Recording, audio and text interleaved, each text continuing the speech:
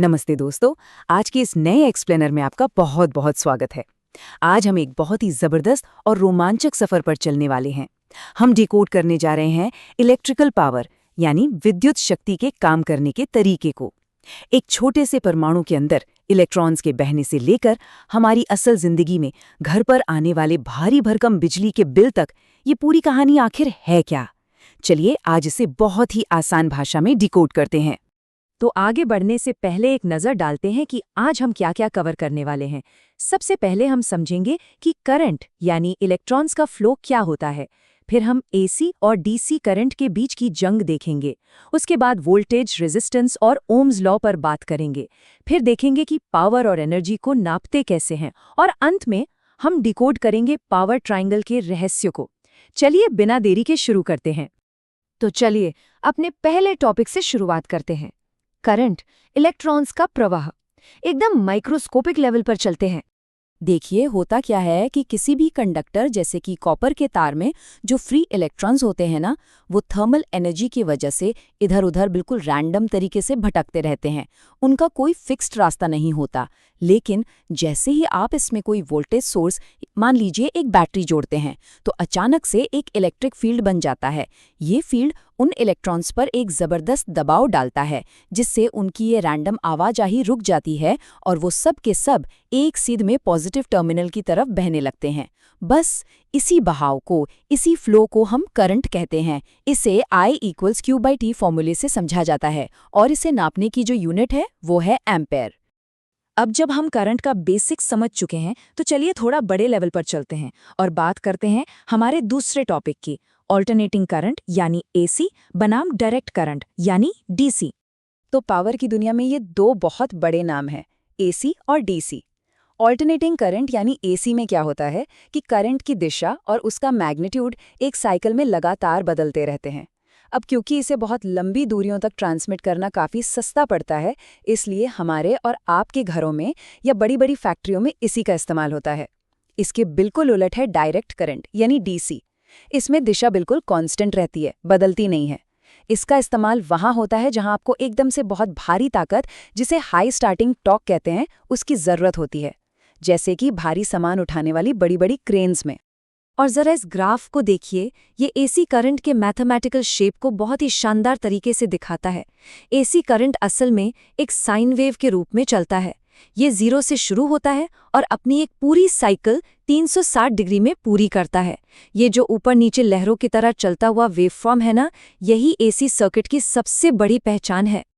अब यहाँ पर एक बहुत ही माइंड ब्लोइंग फैक्ट है। क्या आपको पता है कि भारत में जो एसी पावर सप्लाई हमारे घरों में आती है, उसकी फ्रीक्वेंसी 50 हर्ट्ज होती है। इसका मतलब ये है कि जो साइन वेव हमने अभी समझी, वो 1 सेकंड के अंदर 50 बार खुद को दोहराती है। अगर आप थोड़ा सा मैथ्स लगाएं तो इसका सीधा सा मतलब है कि एक पूरी इलेक्ट्रिकल लहर बनने में महज 20 मिलीसेकंड का समय लगता है। लिटरली पलक झपकने से भी कई गुना तेज। है ना कमाल की बात? चलिए आगे बढ़ते हैं सेक्शन 3 की तरफ, वोल्टेज, रेजिस्टेंस और ओम का नियम। अब हम उन ताकतों को देखेंगे जो इन इलेक्ट्रॉन्स को धक्का देती हैं या उन्हें रोकती हैं। अगर आसान भाषा में कहूं तो आप वोल्टेज को एक जबरदस्त धक्के या प्रेशर की तरह सोच सकते हैं। ये 2 पॉइंट्स के बीच का इलेक्ट्रिकल पोटेंशियल डिफरेंस है। यही वो ताकत है जो उन जिद्दी इलेक्ट्रॉन्स को तार के अंदर बहने के लिए मजबूर कर देती है। और हाँ, वोल्टेज को हमेशा एक फिक्स्ड और न बदलने वाले पॉइंट के रेफरेंस में मापा जाता है, जिसे हम ग्राउंड या न्यूट्रल कहते हैं। सच कहूं तो बिना इस वोल्टेज वाले धक्के के करंट कभी भी अपनी जगह से हिल ही नहीं सकता, और इसे हम नापते हैं वोल्ट्स में। लेकिन देखिए, करंट का ये जो रास्ता है ना, वो इतना आसान नहीं होता। उसे रास्ते में रेजिस्टेंस यानी रुकावट का सामना करना ही पड़ता है। कोई भी मटेरियल करंट को बहने से थोड़ा बहुत तो रोकता ही है। अब जैसे कुछ चीजें हैं, धातु हो गए या नमक का पानी, ये करंट को बहुत आसानी से बहने देते हैं, तो इन्हें हम गुड कंडक्टर्स यानी सुचालक कहते हैं। वहीं दूसरी तरफ रबर, कांच या सूखी लकड़ी जैसी चीजें करंट का रास्ता बिल्कुल ब्लॉक कर देती हैं।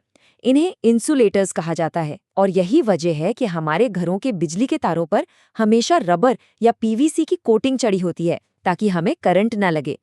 तो यहाँ सबसे क्रूशियल पॉइंट ये है कि ये तीनों चीज़ें, वोल्टेज, करंट और रेजिस्टेंस, एक सर्किट में आपस में बहुत गहराई से जुड़ी होती हैं। और इस रिश्ते को जो नियम बांधता है उसे हम कहते हैं ओम का नियम या ओम्स लॉ। ये फॉर्मूला बहुत सिंपल है। V = I/R, यानी वोल्टेज, करंट और रेजिस्टेंस का गुणनफल होता है।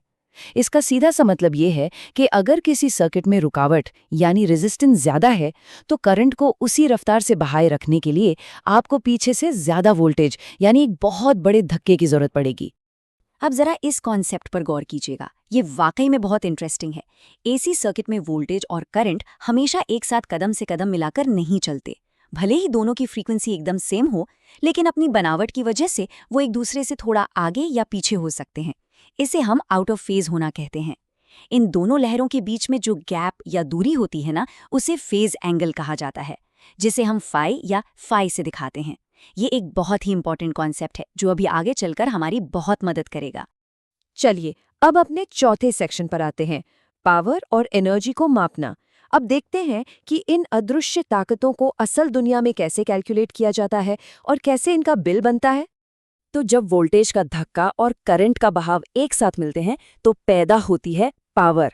इसे हम वॉट्स में नापते हैं और इसका फॉर्मूला है P = V/I। लेकिन जब आप इसी पावर को कुछ समय के लिए लगातार इस्तेमाल करते हैं तो वो बन जाती है एनर्जी। हमारे घरों के बाहर जो एनर्जी मीटर लगे होते हैं ना, वो लगातार इसी वोल्टेज और करंट को मॉनिटर करते रहते हैं। और जब ये पावर घंटों तक इस्तेमाल होती है तो मीटर इसे किलोवाट आवर यानी कि kWh में रिकॉर्ड करता है। आपके घर का जो बिजली का बिल आता है वो बिल्कुल इसी kWh यूनिट के हिसाब से बनता है। अब यहाँ मेरे दिमाग में एक बहुत ही दिलचस्प सवाल आ रहा है, और वो ये है कि क्या सभी तरह की पावर बिल्कुल एक समान होती है? क्या सब बराबर है? देखिए, डीसी सर्किट में तो कैलकुलेशंस बहुत ही सीधी साधी है, लेकिन जैसे ही हम एसी पावर की इस कॉम्प्लेक्स दुनिया में कदम रखते हैं, कहानी में एक बहुत बड़ा ट्विस्ट आ जाता है। और इसी ट्विस्ट को समझने के लिए हम आते हैं अपने 5वें और आखिरी सेक्शन पर, डिकोडिंग द पावर ट्रायंगल। चलिए इस मिस्ट्री को भी सॉल्व करते हैं। पावर ट्रायंगल में सबसे पहले आती है अपैरेंट पावर। आप इसे सर्किट में मौजूद कुल या टोटल पावर मान सकते हैं। अगर हम सिस्टम के इफेक्टिव वोल्टेज और करंट की रीडिंग लें और बस उन्हें आपस में मल्टीप्लाई कर दें तो हमें ये अपैरेंट पावर मिल जाती है। इसे हम वोल्ट एम्प्स या VA में नापते हैं। ये पूरी की पूरी रॉ पावर है। लेकिन दोस्तों, सबसे हैरान करने वाली बात यह है कि ये पूरी की पूरी पावर हमारे काम में इस्तेमाल नहीं होती। तो फिर काम में कौन सी पावर इस्तेमाल होती है? वो है रियल पावर या एक्टिव पावर। ये वो ताकत है जो असल में आपकी मशीन को घुमा रही है या बल्ब को जला रही है। यही वो पावर है जो रियल में खपत होती है और इसे वॉट्स में नापा जाता है। अपैरेंट पावर और रियल पावर के बीच का फर्क समझना बहुत जरूरी है। इसे कैलकुलेट करने के लिए हम कुल पावर को एक खास वैल्यू से गुना करते हैं, जिसे हम आगे समझेंगे। और इस पावर ट्रायंगल को पूरा करता है इसका तीसरा हिस्सा, रिएक्टिव पावर। अब ये पावर सीधे तौर पर कोई काम तो नहीं करती, लेकिन सिस्टम के अंदर मैग्नेटिक फील्ड्स यानी चुंबकीय क्षेत्र बनाने के लिए इसका होना बहुत जरूरी है। इसे वोल्ट एम्पियर रिएक्टिव यानी VAR में नापा जाता है। तो अपैरेंट पावर, रियल पावर और रिएक्टिव पावर, इन तीनों को मिलाकर बनता है हमारा पूरा का पूरा पावर ट्रायंगल। चलिए अब देखते हैं कि इन सब से मिलकर पावर फैक्टर का कॉन्सेप्ट कैसे तैयार होता है। पावर फैक्टर असल में ये तय करता है कि आपका इलेक्ट्रिकल सिस्टम कितना एफिशिएंट है। याद है हमने थोड़ी देर पहले फेज एंगल की बात की थी? ये उसी एंगल का कोसाइन cos phi होता है। अगर आपका लोड पूरी तरह से रेजिस्टिव है तो पावर फैक्टर एकदम 1 होगा, जो कि बेस्ट है। लेकिन अगर लोड पूरी तरह से रिएक्टिव है तो ये पावर फैक्टर गिरकर सीधा 0 हो जाता है। लेकिन असल जिंदगी में ऐसा आइडियल सिनेरियो कम ही होता है। हमारे घरों या फैक्ट्रियों में जो भी चीजें चलती हैं, जैसे कि पानी की मोटर, पंखे या फ्रिज के कंप्रेसर, ये ज्यादातर इंडक्टिव लोड होते हैं।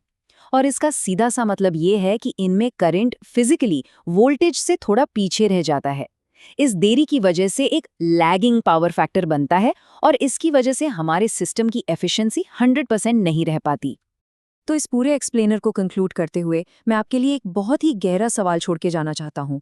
जरा सोचिए, अगर हमारे ज्यादातर घरेलू और इंडस्ट्रियल उपकरणों की वजह से पावर फैक्टर हमेशा लैगिंग ही रहता है, तो पावर ग्रिड जितनी भी भारी भरकम अपेरेंट पावर पैदा कर रहा है, उसका आखिर कितना हिस्सा सच में रियल पावर बनकर हमारे काम आ रहा है? ये हमारी पावर ग्रिड की एफिशिएंसी और उसमें होने वाली एनर्जी की बर्बादी पर एक बहुत बड़ा सवालिया निशान लगाता है। अगली बार जब आप अपने घर का कोई स्विच ऑन करें, तो उस अनदेखे पावर ट्रायंगल के बारे में एक बार जरूर सोचिएगा। आज के इस एक्सप्लेनर में हमारे साथ जुड़ने के लिए आपका बहुत बहुत शुक्रिया।